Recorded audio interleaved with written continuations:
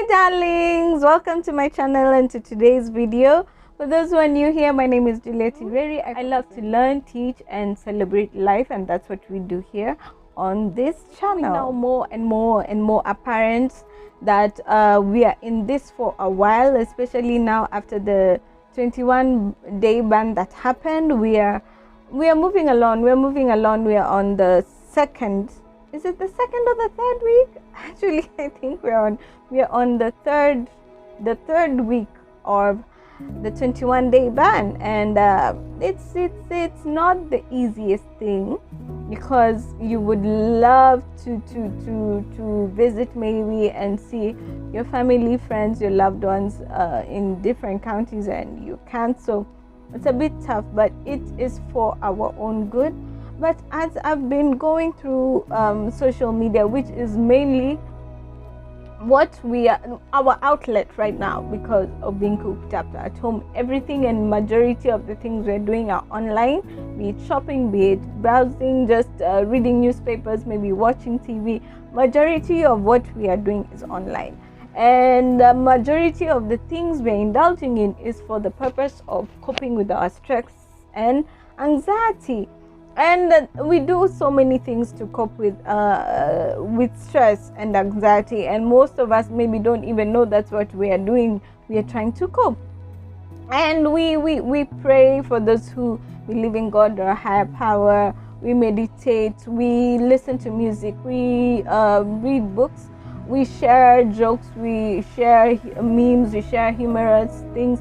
We are overprotective sometimes, especially to our children, or maybe to our parents who might be a little bit older, or our grandparents. We can bulk buy, because that's our way of coping, thinking that we need to have all these things right now so that we are prepared and all that. That's also another way of coping. The main thing I want to talk about today, which is something that is a bit not too good, but it's still a coping mechanism, is bullying. And a lot of it has been going on online. I know firsthand how bullying can affect someone psychologically, and I don't know, I'm trying to come up with the right term to put it, but basically cyberbullying and online bullying is rampant right now, and we've seen it in some cases where people have come out to speak, and then tables have turned on them, or people have turned the tables on them. Not to say that people have not erred. Human is to err, and most of us, if not all of us, have things we would not love other people to know about or to see about. But being that in mind, it does not give anyone the right to unearth and spread and mock and criticize someone. And I know for a fact most of what is happening right now is because people are trying to cope with the situation that is at hand. Most people don't know how to deal with it, don't know if whether to speak out or to. For those of us who have creative outlets, it's a good way to let it out. For those who are spiritual or religious, they have that channel to let it out. For those people who are funny, or they share it through humor. I do sometimes. But bullying, and believe it or not, it is very lasting, and it is very impressionable, both to the person on the receiving end and to the one who is the one doing the bullying. And it is a very, very toxic way of coping with stress and anxiety, because it has a lasting impression on the people who are partaking in it. So I've been trying as much as possible. I'm also human. Sometimes maybe I might share something, but I've been trying as much as possible to deter myself from sharing things that I know will injure someone else. I try to put myself in that other person's shoes and think, okay, if I was this person and maybe I had done this in my past, and now I'm trying to do this, and this is being unearthed about me, how would I feel if someone shared it? Or how would my family members feel? Or even if it wasn't me, if it was a family member of mine, how would I feel if they were going through a certain thing? And I've realized it is a very good way, putting yourself in that person's shoes, or in their family's shoes, or their loved one's shoes. is a very good way of stopping yourself from sharing things which might be true. I don't know, but is it necessary for you to share this? Hence the 3 questions. Is it true? Is it necessary? Is it kind?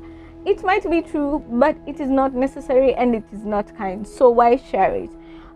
So I try to base everything I try to do during this time, be it to cope with my anxiety, or to get rid of, or to try and diffuse this cabin fever or this feeling of helplessness. I try to do everything that I'm doing, be it online or in person, following those 3, asking myself those 3 questions. Is it necessary? Is it true? Is it kind? Will this information help anyone? If it will, is it kind and is it true? If it does not fall into all of those 3, I refrain from doing that, because sharing information that is injurious to someone else just for the sake of it, or because you believe, and I don't see it helping anybody. I try to do my best to share helpful information, things that maybe how to protect yourself, or trying to spread the word about staying indoors, staying at home, staying put, hygiene and all that. Funny things that can help us laugh, helpful things that can help us learn, like how to put on your mask the right side, such things. But anything that has anything to do with any other human being, I don't think this is the time. This is not the time. We're already going through so much, and I know some of us, that is why we're sharing the things we're sharing, even those conspiracy theories and such. It is within your own right maybe to believe in them and to focus on them. No one can stop you from that. But my word is to try and help us see and help us know that it is not necessary to be sharing information that can cause harm to another person or to other people. Even if you're not thinking about that person, think about their family, think about their friends. It is not necessary. If it is not necessary, then please let us refrain from such things. There's so many other amazing and fun activities we can indulge in online. Play those silly quizzes. When will I get pregnant? Who will I marry? Where will I travel to? Play those fun silly quizzes. Share music, share movies, share quotes, share funny memes that are not implying on other people or injurious to other people. Share fun and positive things. I see no gain whatsoever in sharing things that can cause harm to the well-being of another person. There are very many other amazing coping mechanisms. Like I've said, if you believe in a higher power, you can pray, you can meditate, you can sing. If talent-based things, you can sing, you can draw, you can create if you're creative like I am. You can go jogging if you have a compound where you can actually jog. You can read a good book. There's so many positive coping mechanisms, and even online. Share inspirational things, share funny memes, share beautiful music or lovely movies or short plays people can watch and see and indulge. You can chat with your friends, you can FaceTime with your friends or your family if they're far away, like some of my family members are. Those are a very positive ways of dealing with the stress and anxiety, and they can also build you and grow you at the same time, like reading, FaceTiming or chatting. It bonds you with your family or your friends. You can grow your creative outlets. There's so many other beautiful and positive ways, so let us try as much as possible to keep off from these negative channels that might try to capture us right now and engage us in things that will not do any good, not only to ourselves but to others. And remember, the internet is a very tricky fella. There's a quote I read, I wish I can get the exact thing, but it said, share things that refrain from, in no certain words, refrain from sharing things you might not want your lawyer to produce as evidence in court at some point or time in your life. Basically, when you're using the internet, remember the internet, the imprint, as much as, okay, let us take the fact that the people who are maybe spreading things about people, it's something they've captured online or something that someone shared to someone. Now they're releasing maybe bad photographs or videos. In the same way, you, the sharer, the trail remains also on you. So even people don't know these things, but a time will come when that can also be traced to you. You know, maybe you've gone somewhere, you've registered for a certain job, and these people are doing a background search. Remember, nowadays background searches are extensive. They're not only restricted to your resume, but also the things you put online, and most of your bosses see these things you put online that your friends are. So please be careful.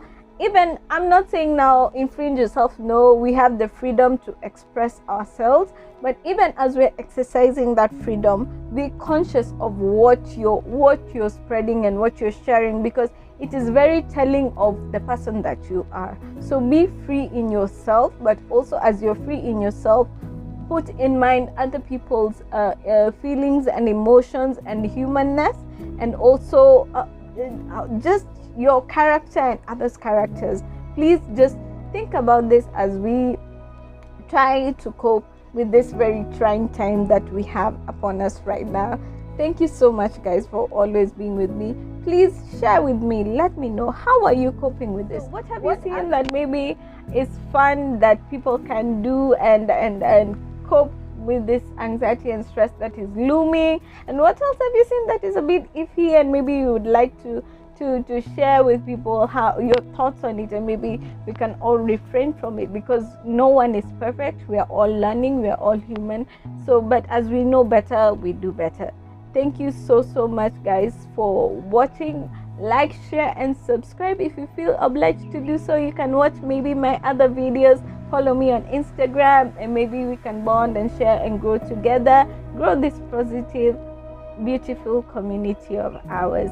Spread love and love.